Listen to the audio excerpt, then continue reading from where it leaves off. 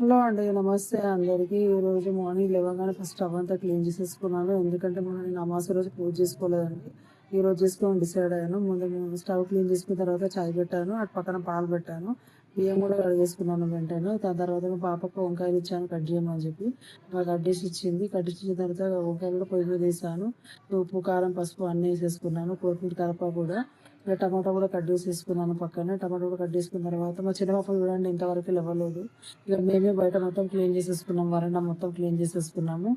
ఎందుకంటే అలికి ముగ్గేసుకోవాలి కాబట్టి ఈరోజు పూజ చేసుకుంటున్నాను.